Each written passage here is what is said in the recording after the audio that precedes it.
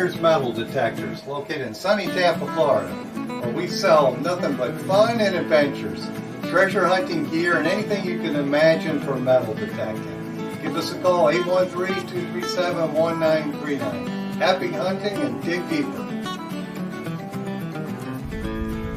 Live from sunny Florida, it's Treasure Talk.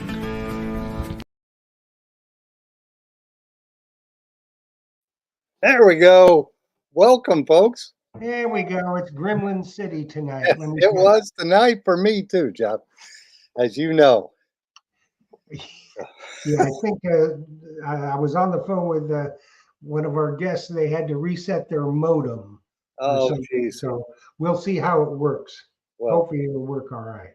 Yes, for sure. Well, we got a lot of stuff to cover anyway, so we can do that. I guess I should get started. Yeah, that'd be a good idea. I'll get started right now. We'll get running with it. Of course, today's show is brought to you by your friends here at Myers Metal Detectors, where we sell fun and adventure. And of course, the views and thoughts and opinions expressed here by the Treasure Talk guest and member belong solely to guests and member, not necessarily to Phil Myers, Jocelyn Myers, Myers Metal Detectors, or Jeff Monin. True. And the most important part is the purpose of Treasure Talk is to educate our members. It's to promote the hobby of metal detecting and treasure hunting in all forms and to educate our members in a fun, informative manner. And that's what we're going to do tonight for sure, because tonight we've got like one of the tops in the treasure hunting world, don't we? Yes, we do. We certainly do. They have been on before and will be on again. We hope. Was that a Christmas tree I see in the background? Yeah, you see that? Yeah. That's a Christmas palm tree there. Oh, it's a tree, so. We can change the lights on it, make it white. Oh, that's cool. Yeah, it is. Very good. Very good. Yeah. Christmas palm tree in the background, because, you know, Jeff, when I left the house, it's 59 degrees. Well, that was our high today here. I mean, it's 59. Yeah, so that's for us here. It's nippy. It was I couldn't decide whether to wear my Santa hat or my Mind Lab beanie, so I went with the Santa hat. Santa hat every time. Yeah, Santa hat every time. So yeah, so it was a day. I had a little surgery today. Oh, did you? Yeah, I had a cancer cut out.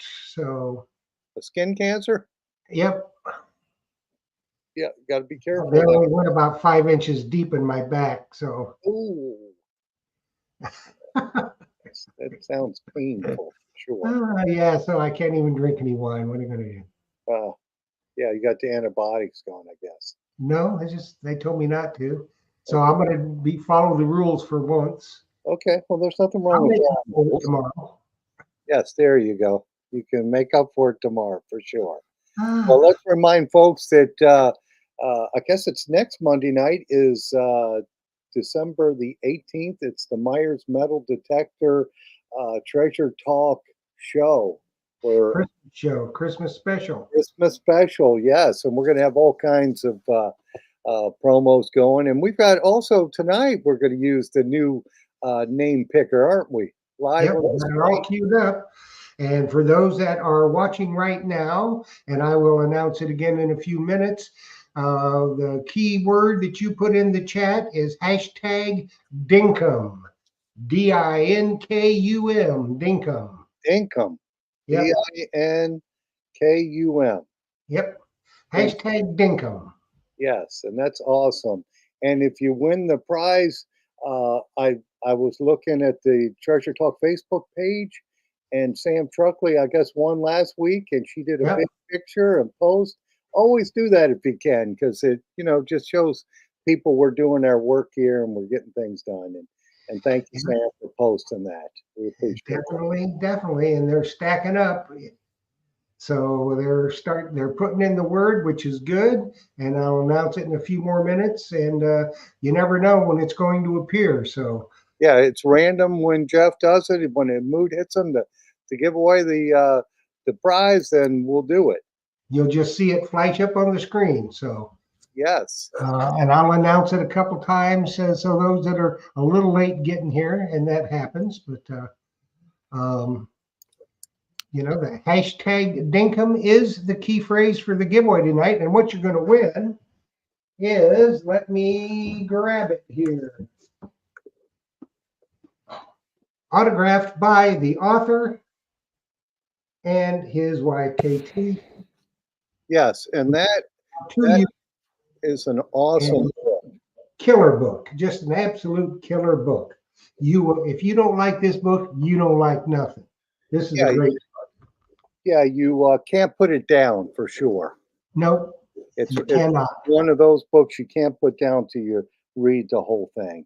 And it's just an awesome book about a treasure hunting story. And it's true. Well, you know what we ought to do, right? Just for, let's do one of the specials you've got for the Nocta. Let's run that. Okay. Then we'll bring our guests on. All right, absolutely. Hey folks, Bill Myers here from Myers Metal Detectors. And today I wanted to show you some of the cool stuff that's coming with the Christmas specials from Nocta. And first off, the Nocta Legend, $6.79 for the Pro Pack. That you get the 2 coils, you get 11-inch, or actually it's a 12x9 now, and you get the 6-inch coil. But also, check this out. You get the AccuPoint pinpointer that pairs to your detector into your headphones. So no more pulling your headphone off to hear your pinpointer. This is an awesome product. I've tried one of these out, works excellent. Rechargeable battery. It's just an awesome pinpointer. You're gonna love that. Also in the Pro Pack, it has the starter kit that comes, of course, with the pinpointer, comes with the digger, comes with the fines pouch, and it also comes with a holster for your leg holster for the pinpointer too. So you can either wear that on your belt or on your leg. Either way, excellent product. So we've got them in stock now. I need your help, folks, because I've got 16 more of these coming in on Monday. So please tell your friends and digging buddies about us down here in Tampa, Florida. Myers Metal Detectors, 813-237-1939. Happy hunting and dig deeper. And thank you, Nocta, for an awesome product with the Legend. Works great on our beaches here in saltwater. You're going to love it. See ya. Hey, he's verboten. That was an awesome ad, but I hope I don't have another 16 coming in Monday, but I guess if I do, for sure. Did you get up with Tom Becker today? No, I have not. And Tom, is he on there, Tom? I'll holler at you tomorrow. We got something going with him. And I wanted to show this. This is this book here is, a small pamphlet, but man, does it have a lot of information on treasure coins. Oh, yes. So, and it's, of course, autographed by KT Bud Jones. Yep. And I think let's just try to bring them in and see what happens here. And remember, everybody, the key phrase for the giveaway tonight in the chat, you have to be in the chat, is hashtag Dinkum. So let's bring on our guest tonight. And you never know, we may get a little glimpse of Dinkum. Who knows? Here is Sid and KT from Atocha Treasure Adventures. Hey, Sid. Hey there. How are you guys doing tonight? We're doing good. We're doing good. Let's see if I can you were get right. Dinkum is here, actually. So there. Well, we lost him. That was easy come, easy go. That was fast. Yeah, that was in and out. What are you going to do? I saw Dinkum. Yeah, they'll be back. They're having the internet troubles, I think. Oh, I had it too. You know that, Jeff. I had 30 minutes it took me to sign on today. So I don't know. Well, I guess it's the time of the year or whatever. I really don't know. But as for JBP Hobbyist, it's in the chat. Thank you for my Christmas poo. I like it very much. I think Phil's probably got his there. I got one. There you go. All right. There we go, Sid. There we go. I don't know if it's you or me. I'm losing all of you, and then all of a sudden we all come back. So I don't know. Who knows? Yeah, who knows? KT's not joining us tonight. She's a little bit under the weather, so I'm going to have to do it solo. Well, solo is a big word. It's actually dink. Well, I think he froze.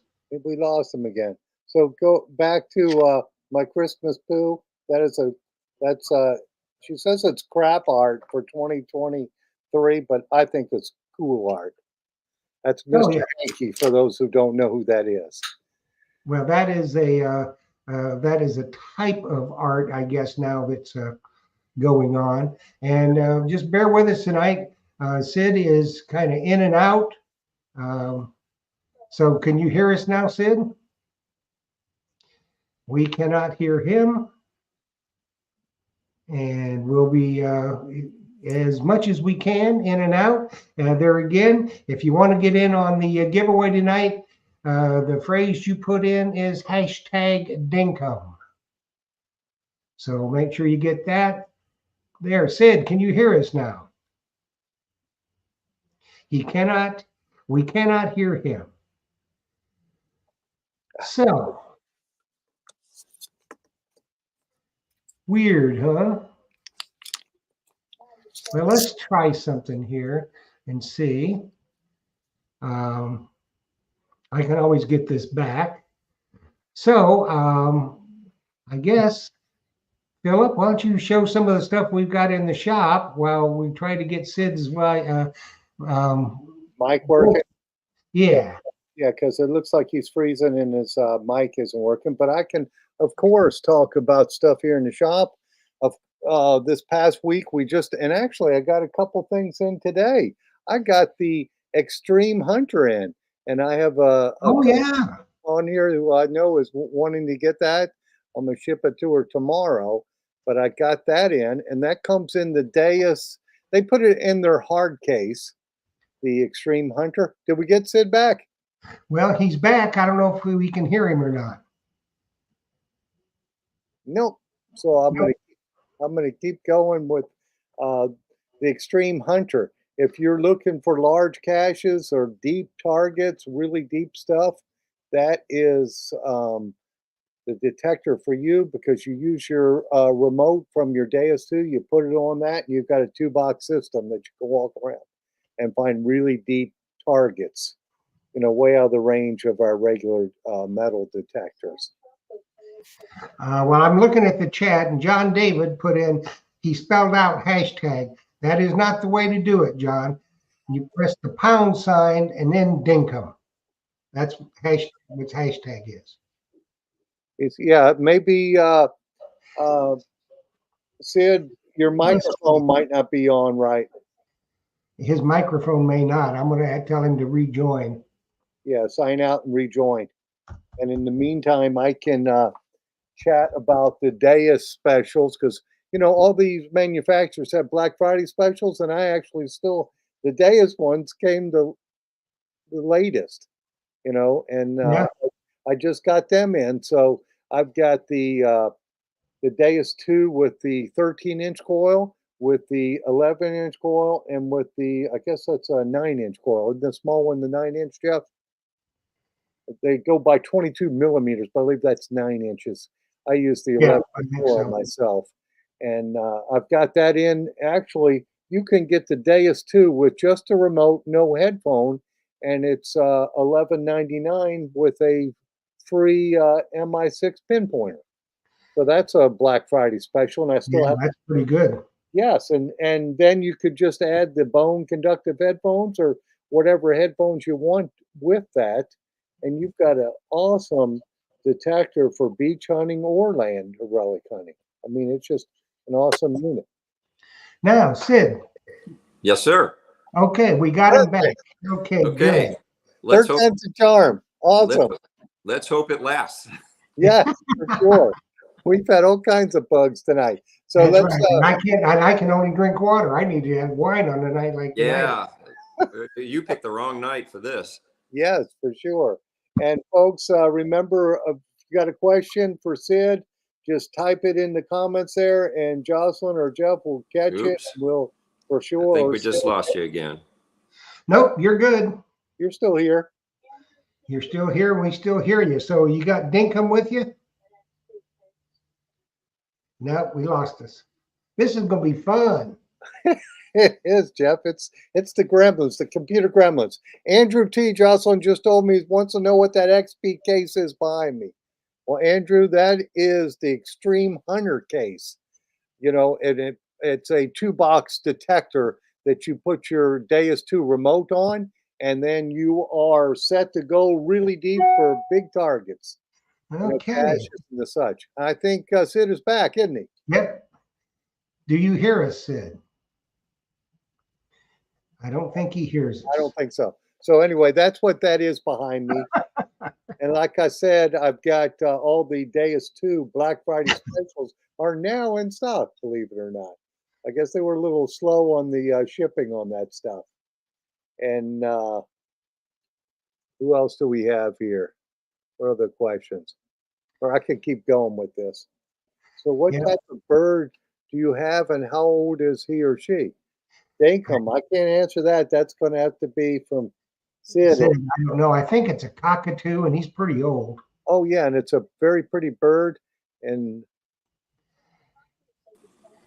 Okay, Sid, are we up and running? I hope so. Let's We have a try question. What Yep. kind of bird and how old? Dinkum is a sulfur-crested cockatoo, and he's 35 years old. He used to accompany us when we were working for Mel Fisher, working the 1622 fleet. So he has actually been out there watching us bring up treasure from the Atocha, from the Margarita, and from the 1715 plate fleet. So he's got a lot of seat time. He didn't particularly care for boats, but he put up with it. So yeah, I wouldn't say it was his favorite period of life, but he enjoyed being outside. And of course, with the noise of the boat, his screaming and carrying on, you couldn't hear it, which was kind of a good thing. So yeah, probably so. Yeah. So again, as I mentioned, KT's under the weather tonight, so it'll be Dinkum and myself talking about stuff tonight if the technology holds up. Let's hope. Yeah, let's hope so. So we had a question for Phil. yeah, I saw that from Dirty Paul's Detecting. When are we going to have another Treasure Days at the shop? I don't know, but that's a good question. I'll have to talk to my boss about that because that's always fun. The Treasure Days here at the shop Well, we had that one, and Sid and KT came over. yes, they were and there. signed a bunch of books, and if we do another one, we'll get Sid and KT to come back over. We'll get Terry Shannon, Fred Banky. Oh, that'd be fun. That'd be a lot of fun. Yeah. We had a great time with everybody last time, and we really look forward to that. Yeah, it would be fun for sure. And yeah, I think the shop is a great place to do it. Yeah, and a little cooler weather. I think it was hot then, wasn't it? Oh, it was very hot that day. It was very hot. It was about 98, if I remember. Yeah. And we did another one one day. Was that was Fisher Days, wasn't it? Yeah. Yeah, we had Fisher metal detectors. Yeah. And that yeah, so we'll have to do a different brand because they're just not bringing anything out unless they get something new that oops, there it goes again. Oh no. I think we just lost you again. For now. You're still good for now. I had a question. How long did it take you to write the book, Sid? He's gone. He's back. Are you back, Sid? No. Well, I'll tell the folks here, this book is an awesome treasure hunting book story. You know, it's just loaded with information, and I know for me personally, I want to read it all in one shot because it got you hooked into it. Yeah, you can't put it down. You can't.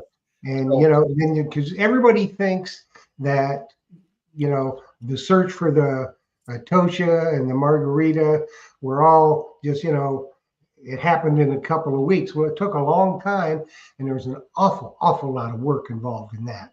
Oh, absolutely. I think they're still salvaging stuff today, if I'm not mistaken. I think you're absolutely right. I think so. Yeah. Just was so much. So I hope Sid comes back on here so we can ask him about that. Well, let's see. Also,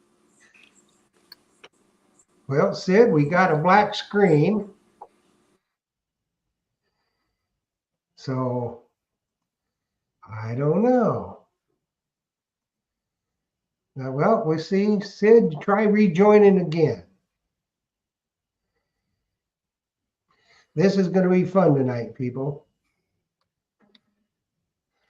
So let's see if we can get a message to Sid. and the other book that KT had done, this one, if you want a reference guide for Spanish treasure coin, this is a good one. Yep. A little booklet, and it is packed full of information.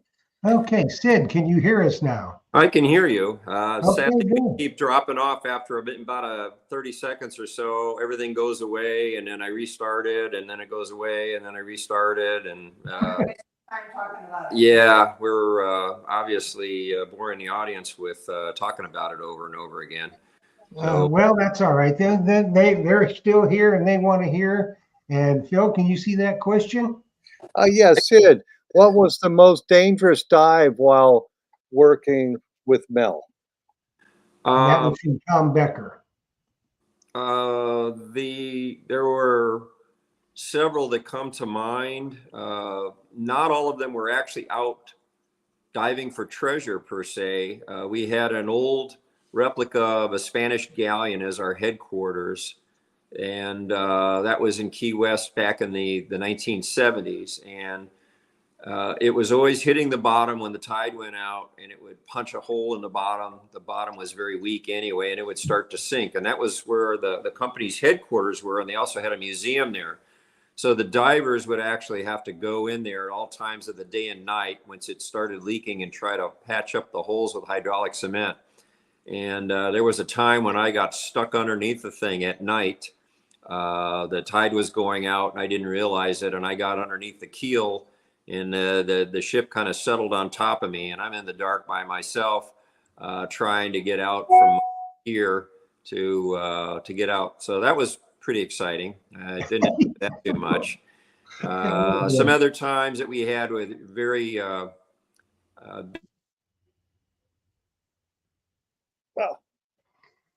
that went that one.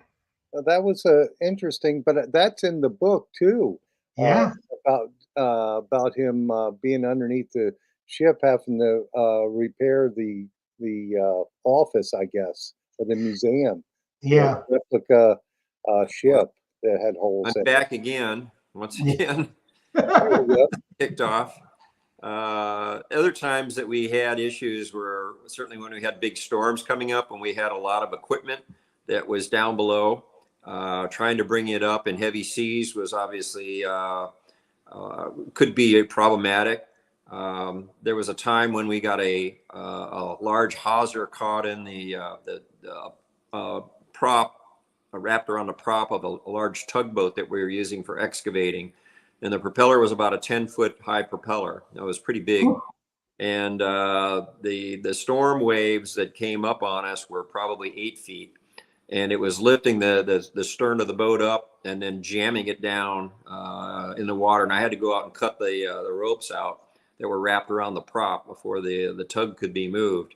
And so it was not only dangerous to do, but it was physically painful because of the noise of the tugboat coming down hard. The water was coming up underneath the stern of the tug, and it created kind of an echo chamber underneath the boat, and the whole boat shook and made this really loud noise when the waves came up underneath it, and I was just feet below that. So the noise plus the turbulence plus the up and down velocity of the tugboat going up and down in the waves that was a pretty scary moment. I would imagine so. Did you get that question from Andrew T. Phil? Do you remember what it was? Was it the one about the case behind me? That's the extreme. No. This was another one about for Sid about any other wrecks out there that do you think out near the Atocha or Santa Margarita? Yes, there are a number of other wrecks that are out there. We did find the Henrietta Marie which was a English slave ship.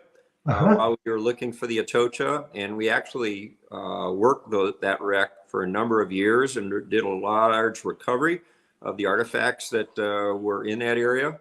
That was probably about, I'm thinking about 7 miles to the north of the quicksands area where a lot of the Atocha material came from. There was a Civil War era wreck that was scattered along the Atocha Trail as well. We nicknamed it the Copper Clad because there was obviously a lot of copper sheathing that was involved with it. There was a tugboat called the Bon Vent, which was sunk out there. And then, of course, don't forget the target ships and the other military munitions. Oh, we lost him again. It Did just we? start getting good, and then the gremlins get into it. Yeah, I don't know. It's odd, isn't it? Yeah, but we have to ask him with the question. Yeah, he was asking if there was other ships out there, and he was telling us about that. And also, I saw a question go by. How long was he working that wreck site? And then my question was, they're still working it today, if I'm not mistaken. Yeah, I think they are. Well, he is trying to get back with us. As soon as he gets back with us, we're going to do our giveaway. So if you haven't put in your phrase, it's hashtag Dinkum. So get that in. You got about 2 minutes. And Jocelyn's repeating the question that Dirty Paul's asked if we're going to have another Treasure Days. And I told her, I said, I got to ask my boss. And what'd she say? She liked it. It was fun. Except we just got to do it in cooler weather. That was my complaint. That was too hot that day. That was just. It was very hot. Tom Becker made the comment, Sid is coming in and out like a fast tide. That is true. That is true. Yes, it is. So as soon as we get Sid back, get his video back, then we can do we'll do our giveaway. We'll do the drawing. Yeah, and Moose and New York, Jocelyn just said about asking them about shark encounters. That's an interesting question. Well, let's do this. While we're getting him in. Yeah, let's do this. Let's do this. Let's do this. We're starting to collect. And let's do it. So, Sid, are you back?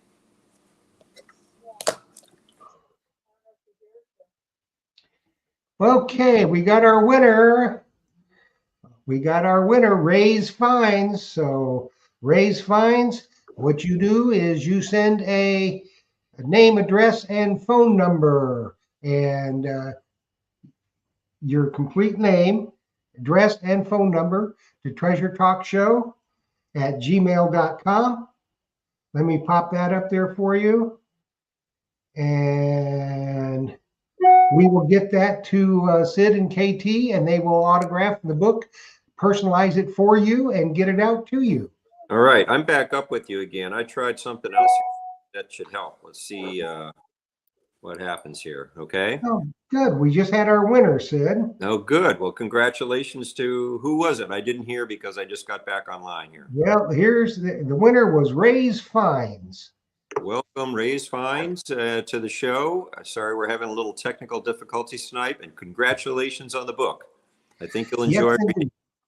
Oh, if he don't enjoy it, then he don't like treasure hunting. I want to tell you.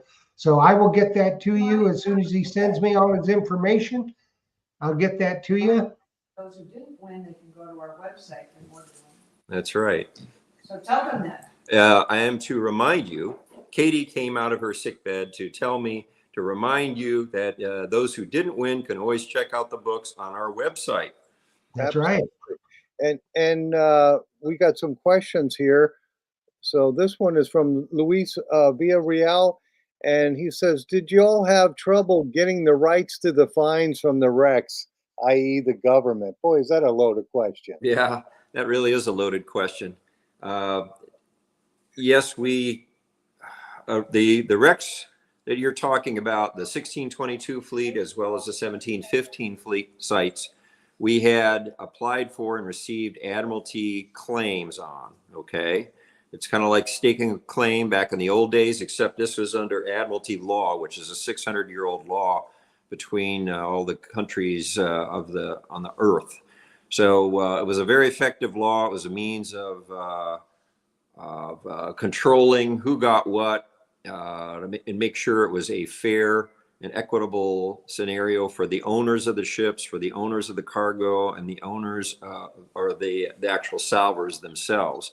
And so we operated under Admiralty law. However, governments sometimes get greedy, and there was a challenge to our Admiralty law claim. The state of Florida challenged it, and then later the federal government challenged it, particularly on the 1622 fleet sites.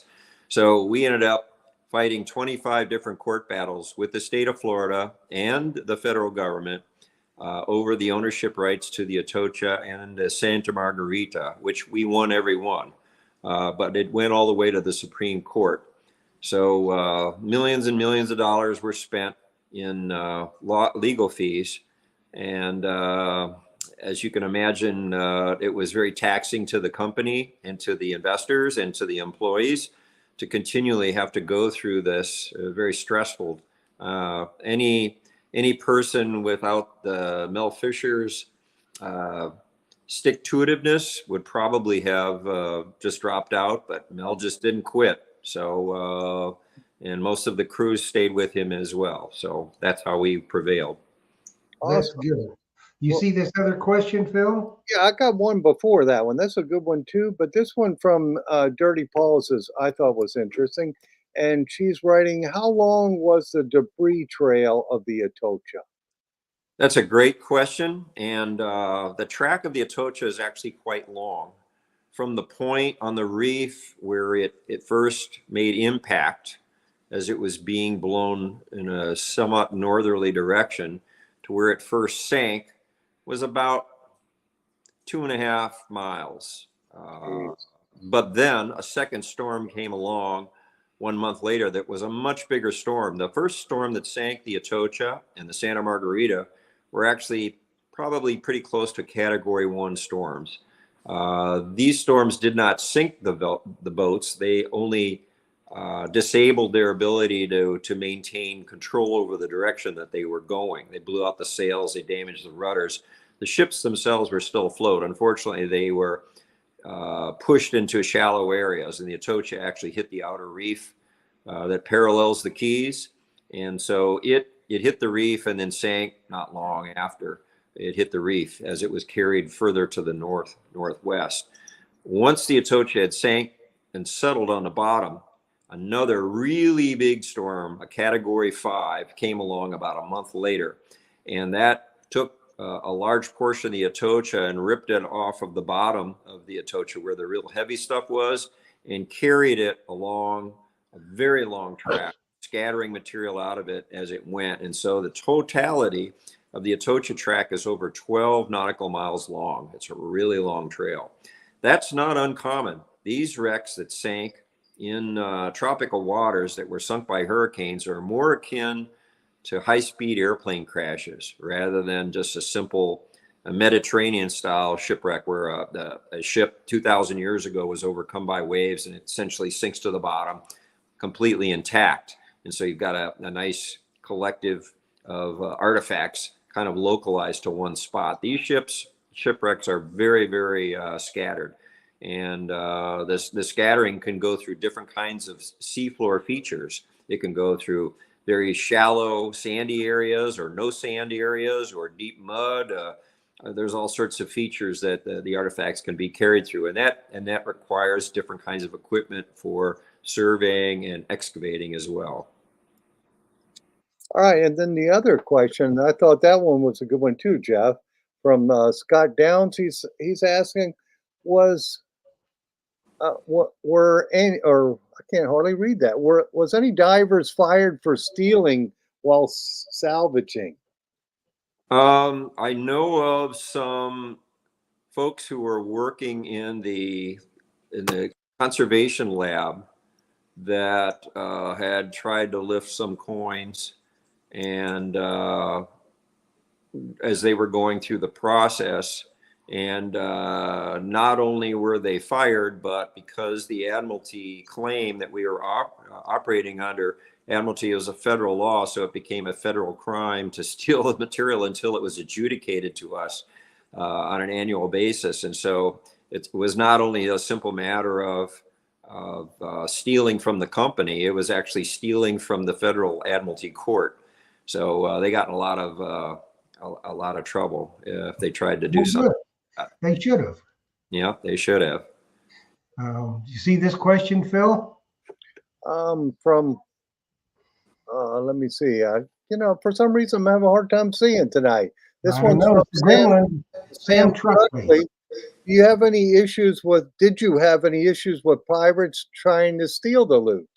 Yes, we did. That seems to have been a problem wherever we worked. There were, as long as you were having some form of success or the potential was there for success, there were always interlopers that were trying to come in and exploit the situation. So we did have problems early on with the Atocha, even before we found the main pile or even the Margarita. We were having problems with a big company that came down with, they actually had superior boats and equipment to what we had. And they were trying to infringe on our Admiralty work area that we had applied for and received.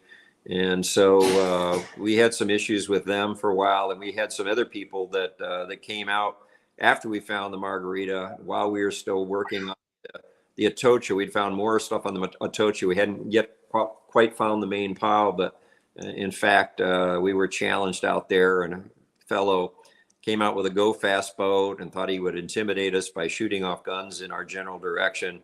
He found that didn't work out very well, because one of the benefits of having an Admiralty claim was that because it was a federal claim, if we had any problems out there, the Coast Guard could be summoned and would come out and protect our rights to the claim. So the pirates were pretty quickly dispatched.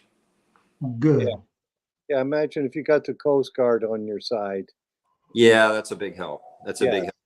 We were required under the Admiralty to keep weapons on board, but we fortunately never really needed to have them. Oh, that's good. You see this one, Philip?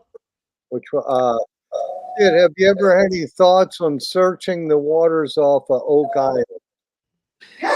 Well, nothing personally that I've ever thought about that. I'm of course familiar with the Oak Island story. I think it was one of the first treasure stories that I read when I was a kid, was the story about Oak Island. And it's a fascinating story, everybody has to admit. A lot of wood up there. Yeah. I read about it, and obviously a lot of folks have had their go at trying to solve whatever the mystery is without a huge amount of success. Currently, it makes I guess, an interesting television program for those who are still intrigued by the mystery. To answer directly, no, I've never really thought about working on the waters up there. Now, I'm a Florida boy, so I don't like swimming in cold water. So there was obviously plenty of other material down here that we could go after. So we've been localized to Florida, and as well as the Caribbean for our personal adventures. So however, if you're feeling pretty optimistic about your chances, go for it.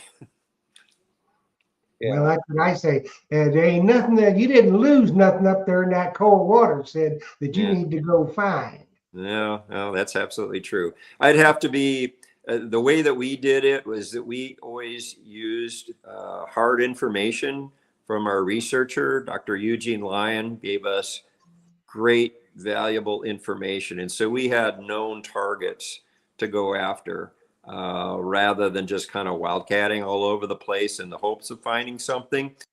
Sometimes our operation seemed kind of like a wildcat adventure, but in reality, we were focused on known targets with known cargo, and that kept us really focused. So we knew what we were going after. that helps too, doesn't it, Sid? When you're down there, if you kind of know the type of stuff you're going after, because some of it you just see a shape, correct? That's correct. I mean, after anything's been sitting on the bottom of the sea for any period of time, it's obviously obscured. There's calcareous material, plant life, and animal life that grows on it or is associated with it, and it may sink down into the sea floor, and it becomes obscured that way. So everything's is in a transition, except for the gold. The gold isn't bothered too much by its immersion in seawater, being a noble metal, but everything else is undergoing a transition. And one hope for any of this type of material is that we don't leave this stuff on the bottom for too long, because nothing lasts forever underwater except for the gold. And so the other artifacts from shipwrecks, the really valuable artifacts that show how people lived in those days, that were part of the ship. Even the silver degrades in time. So shipwrecks are not a forever thing. They won't be the same 1,000 years from now as they are today. And you can see that with a more modern shipwreck, the Titanic, right? It's coming apart quite rapidly, and it's only been underwater, 100 years or approximately. So, in another 200 or 300 years, it might just be a rusty stain on the bottom. And all of the physical remains of it will just be reduced to rust or iron oxide. So if Bob Ballard had found the resting place of the Titanic 400 years from now, there wouldn't be much to see. A lot of the interest in the shipwreck probably wouldn't be as great as it is now, because you can actually see the wreck for what it is, and also artifacts have been recovered from it that you can go and see. So it humanizes the event a lot more when you can physically see where the people were. Yeah, you know what they say. I've read a little bit about some of the wrecks on the Great Lakes that be in freshwater and very deep. That the wrecks, they look just about like they did when they went down, because of the absence of the salt water. Well, I got my start in the Great Lakes diving up there, Lake Michigan, northern Lake Michigan. And I used to dive this place called Death's Door, which is where the peninsula of Wisconsin protrudes out into Lake Michigan. And there's quite a few old shipwrecks there. And just as you said, fresh water, different preservation level, certainly, than the salt water.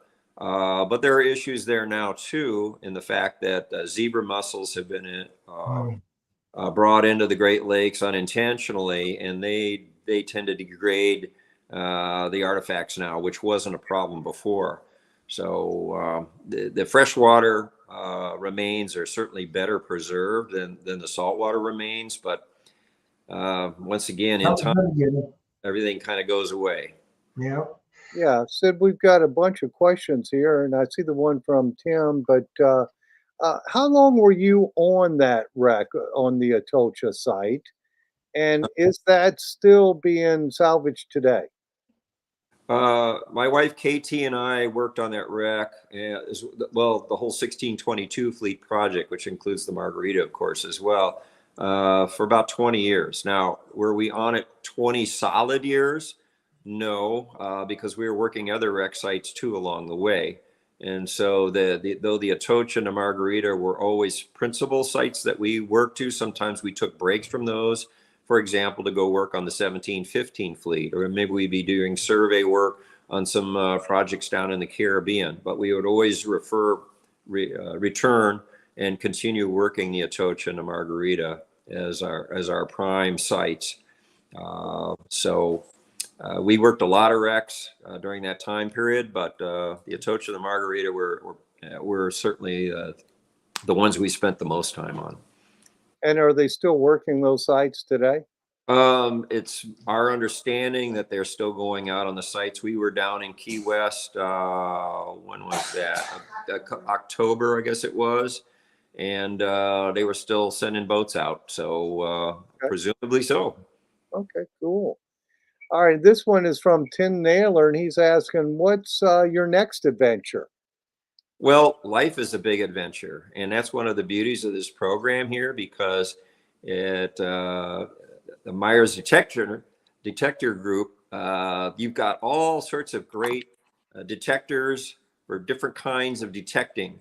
And one of the things I wanted to talk about tonight, not all the treasure that we were interested in was always just associated with Spanish galleons. And we also looked for other things as well and had some success with that. Remember, Pearl Harbor, the attack on Pearl Harbor happened on December 7th, which was only, a week or so ago, date-wise.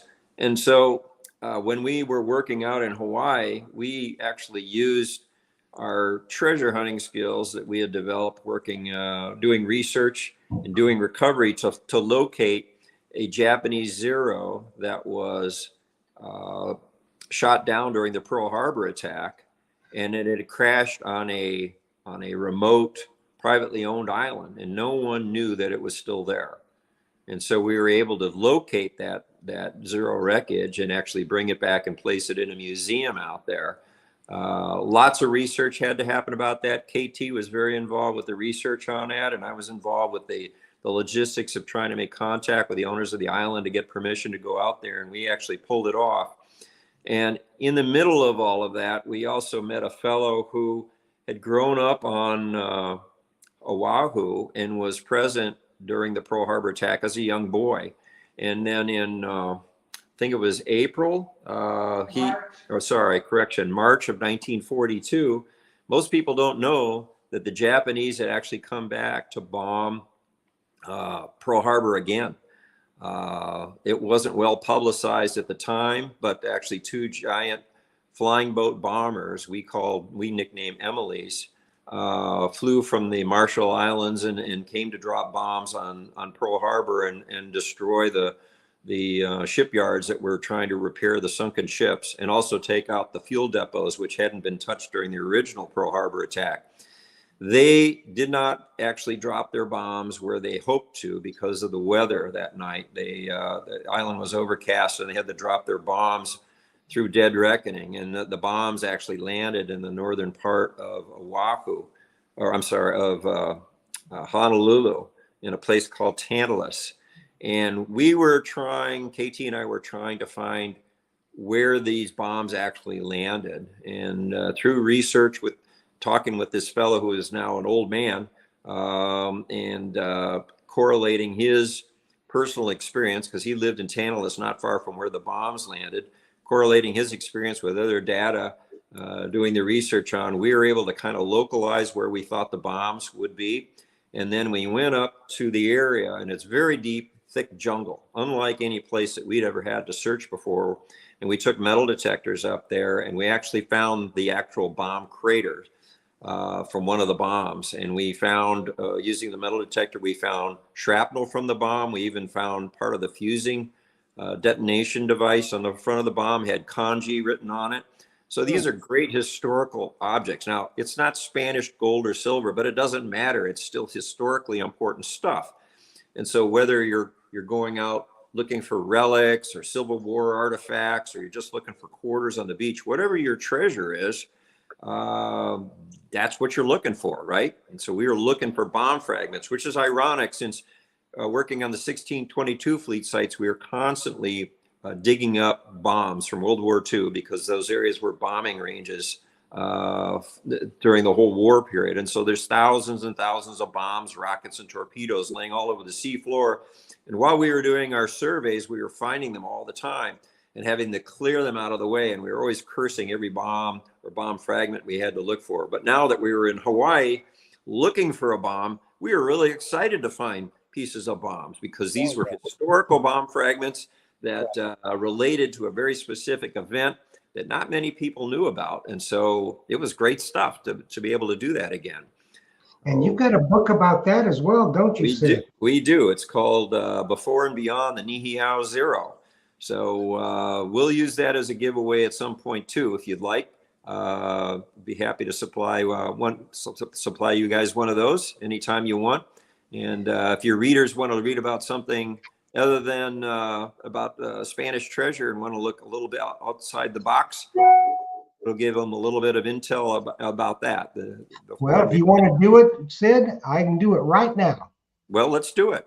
Awesome. Okay, it'll take me a second here. We'll just use the same that we did.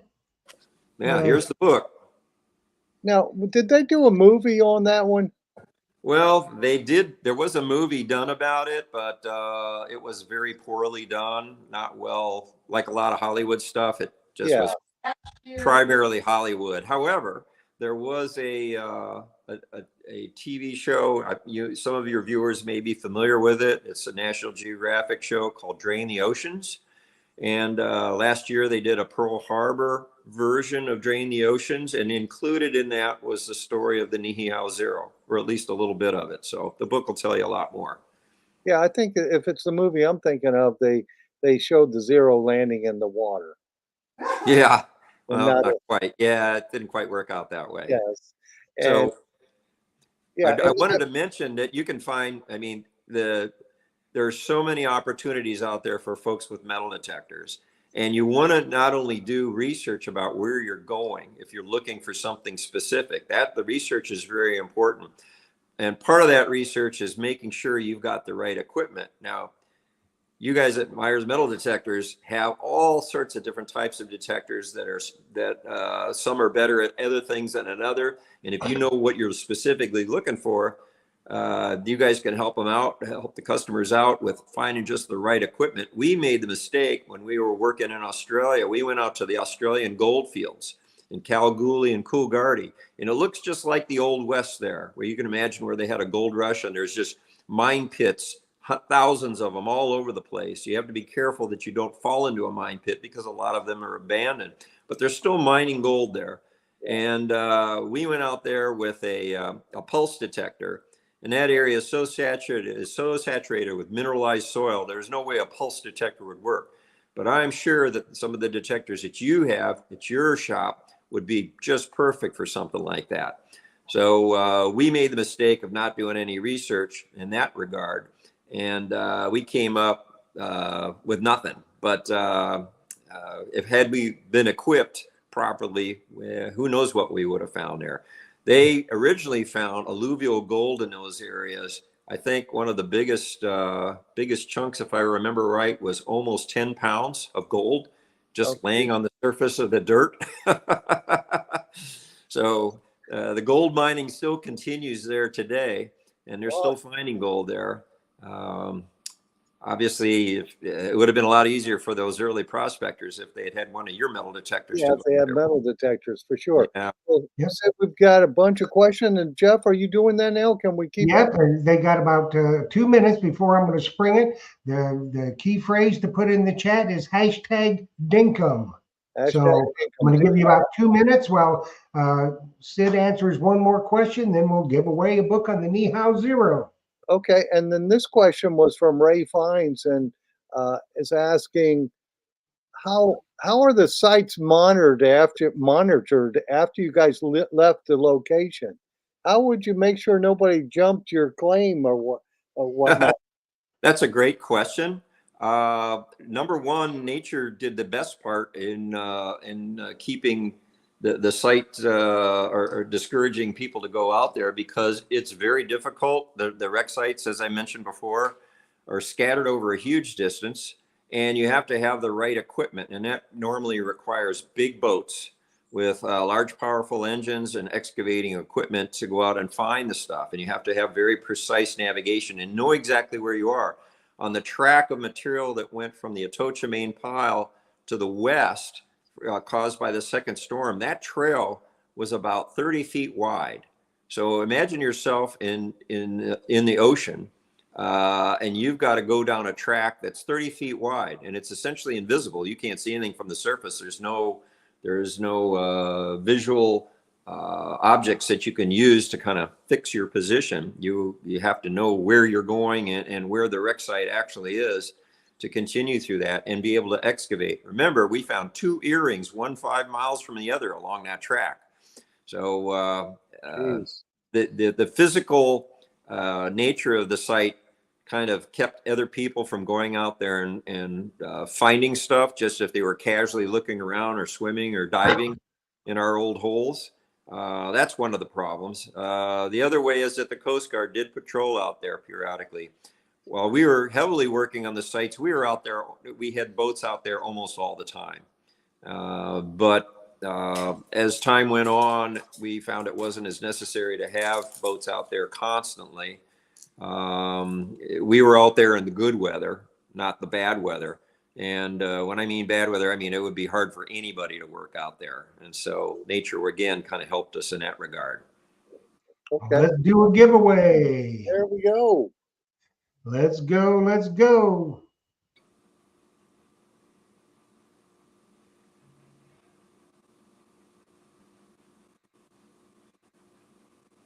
Ho! I know that guy.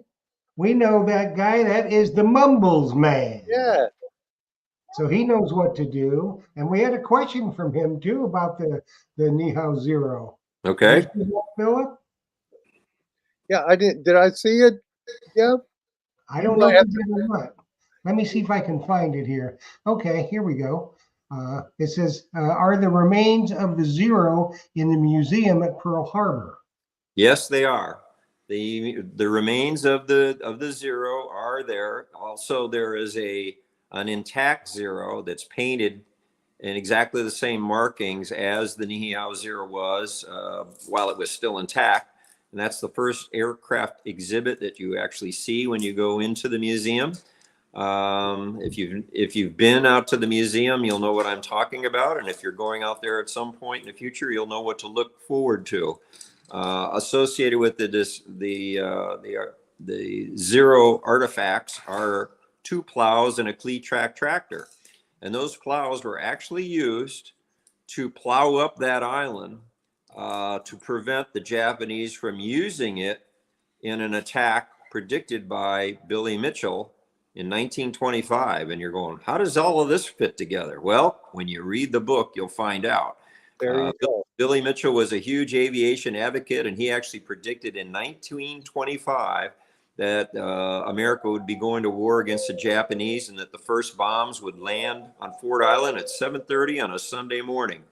He also predicted that the attack would be launched from Nihao Island, which is a remote flat island.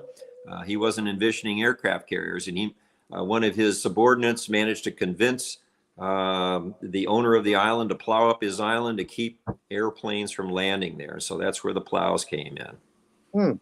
Interesting. Yes, so before we get to this last question, the only one we'll have time for, TTJ Naylor Mumbles Man, you know where to send your name, address, and phone number to treasuretalkshow@gmail.com. We'll get it to Sid. He and KT will autograph that book and send it to you. So I had a quick question. It'll be a two-parter, Sid. You guys are given credit for finding that Zero, I trust. Yeah, our names aren't on it, but if you ask anybody out there, they'll They'll tell you. Okay, now here's the question from Surfside Dan. It'll probably be the last question of the night.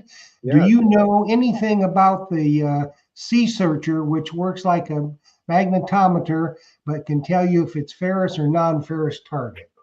That's a piece of equipment that we have no experience with, so I can't tell you one thing or the other about it.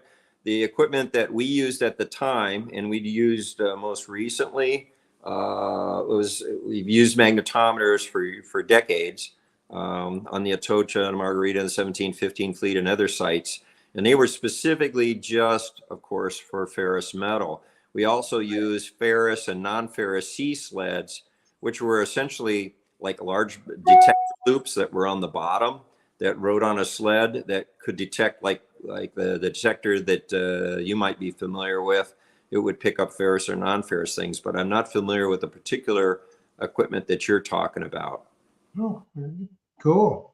Well, Sid, I want to thank you for coming on here. We had a rough start, but we hope you come back again for sure. It looks like We'd be happy to. We'd be happy to, and I'm glad we were able to sort out the issue finally. Yeah.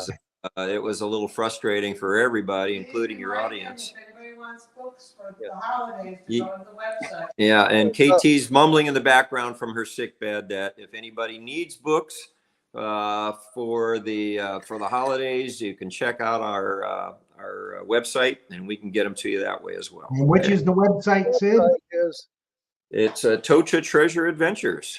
AtochaTreasureAdventures.com. .com. Yeah. All Yep, right. and you get everything you want there. We would certainly wish that KT would get better soon. Well, appreciate that. She's just down for right now, and she was afraid her voice wasn't going to last for the whole thing, so she just thought she'd kind of lay back and let me take all the glory for tonight. Sid, thank you for coming on here and sharing your wisdom with us on treasure hunting, and we appreciate you doing that and giving away the books too. Anytime, fellas. We're always happy to spend time with you and any of the other folks that are interested in this field of endeavor. So Sure. we look forward to seeing you all in person the next time. Let's hope. Yeah, Absolutely. I'm working on a thing probably for April down Okay. on the Treasure Coast. So All right. I'll be letting y'all know. So Okay. everybody, We'll be looking forward to it. all right. Thanks, Sid. Tell KT we missed her. Tell Dinkum we said hello, and thank you for the giveaways. Okay. Philip, thank you, my friend. Thank All right. Jocelyn. And make sure Big Poppy is ready to rock next week with the Sazich. Right, for sure. Yeah, it'll be our last show of the year. Last show of the year. 2023. We won't be back till January the 8th. Yep, because as you know, Christmas Day falls on a Monday and New Year's Day falls on a Monday, and most people will be napping on New Year's Day at the time for the show, so we're not going to do one. There So you go. anyway, everybody, thanks for watching. Hopefully you will tune in next week. There'll be a number of giveaways next Number week, of giveaways for sure. and we'll be live in the shop with the Guru, myself, and Big Poppy will Big be Poppy. here, and we're just going to have a good time and talk about Christmas specials, and you can place your orders and hopefully get it for Christmas time. So happy hunting, everybody. Thanks all for watching, and dig deeper. Dig deeper. Happy hunting, friends.